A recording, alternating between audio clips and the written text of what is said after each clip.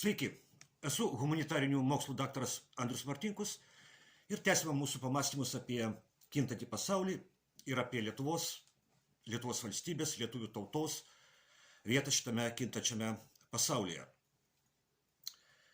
Prieš 2 dienas įvyko Jungtinių valstijų prezidento Donaldo Trumpo ir Rusijos prezidento Vladimiro Putino pokalbis. Pokalbis arba, kitaip tariant, derybos. Derybos kol kas telefonu, bet tikėkime greitai šių didžiųjų valstybių vadovai susitiks asmeniškai ir pabendraus, kaip sakoma, akis į akį. Trumpo ir Putino pokalbis truko gana ilgai, net 2,5 valandos. Yra daugybė komentarų apie jų pokalbio arba derybų detalės, bet šiandien aš turiu atkreipti jūsų dėmesį ne į Trumpo ir Putino derybų detalės, o į patį šių derybų faktą. Nes Trumpo ir Putino derybos yra istorinis įvykis. Trumpo ir Putino derybos yra pirmos Jungtinių valstijų ir Rusijos prezidentų derybos nuo didelio masto karo Ukrainoje pradžios 2022 m. vasario 24 dieną. Kodėl Jungtinių valstijų ir Rusijos vadovai nesikalbėjo ištisus 3 metus, kai vyksta didelio masto karas Ukrainoje? O jie nesikalbėjo todėl, kad Jungtinės valstijos ir Rusija kariavo viena su kita. Jungtinės valstijos ir Rusija kariavo Ukrainoje. 3 metus globalistų propaganda plovė žmonėms smegenis, aiškinama, kad Rusijos diktatorius Putinas užpuolė taikę ir demokratišką Ukrainą. 3 metus globalistų propaganda nuodijo žmonių protus, aiškinama, kad Rusija užpuolė Ukrainą, o Jungtinės valstijos tik padeda Ukrainai gintis nuo Rusijos. 3 metus globalistų propaganda aiškino, kad Ukraina gina ne save, ne tik save, bet ir visą civilizuotą ir demokratišką pasaulį.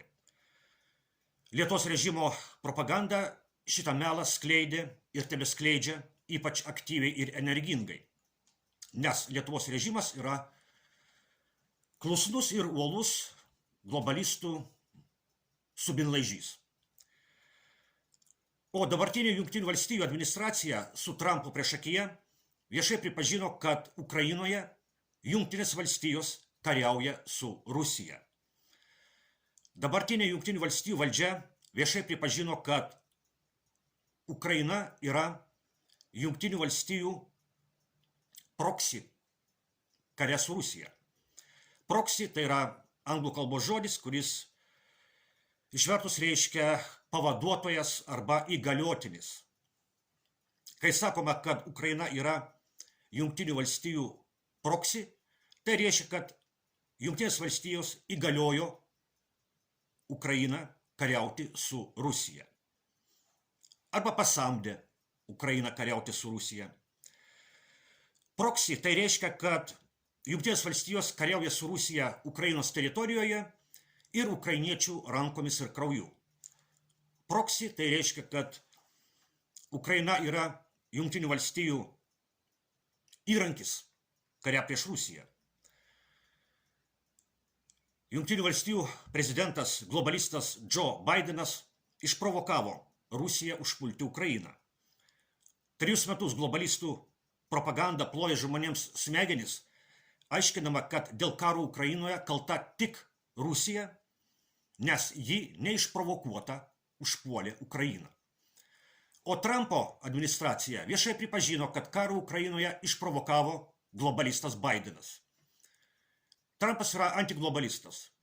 Trumpas yra Bideno priešas ir jis tikrai nori užbaigti jo priešų, globalistų, išprovokuotą karą Ukrainoje. Būtent todėl Trumpas ir derasi su Putinu. Šios derybos bus nepaprastai sunkios, nes Ukrainos režimas yra globalistų įrankis kare prieš Rusiją. Globalistai pralaimėjo Jungtinių valstijų prezidento rinkimuose, bet globalistai tebevaldo Europos Sąjungą. Europos Sąjunga yra dabartinės Jungtinių valstijų administracijos priešas. Didžiosios Britanijos, nors tiesa Didžioji Britanija nepriklauso Europos Sąjungai, bet Didžiosios Britanijos ministras pirmininkas Starmeris yra Trumpo priešas, Prancūzijos prezidentas Macronas yra Trumpo priešas ir daug kitų Ursulų ir Šolcų yra Trumpo priešai. Todėl ES globalistai remia kruviną klouną Zelenskį. Todėl Lietuvos prezidentas globalistas Nausėda bučiuoja Ukrainos vėliavą ir sako, kad bučiuoja Ukrainos karių kraują. Todėl ES globalistai nori tęsti karą Ukrainoje iki paskutinio ukrainiečio. Ir Zelenskis nori kariauti iki paskutinio ukrainiečio. Jis patsgi ne ukrainietis, jam ukrainiečių negaila. Globalistams apskritai negaila tautų.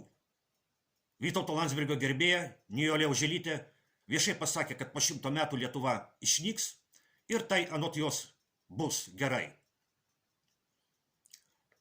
Taigi Trumpas ir Putinas derasi, bet globalistai yra prieš taiką Ukrainoje. O globalistai yra ir Trumpo, ir Putino priešai. Tai reikia labai gerai turėti omenyje, kai kalbame apie Trumpo ir Putino, apie dabartinės Jungtinių valstijų valdžios ir Rusijos derybas. Tokie veikėjai kaip Nausėda, Paluckas, Skvernelis su visais kitais landsberginiais meldžiasi tamsos dvasioms, kad Putino ir Trumpo derybos būtų nesėkmingos.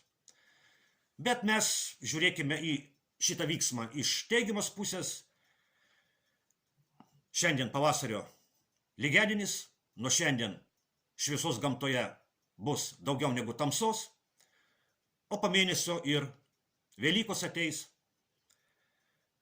Dviejų pasaulinių galių vadovai kalbasi tarpusavyje ir žengia istorijos keliu. O mėšlo gabaliukai guli nuspirti į istorijos pakelę.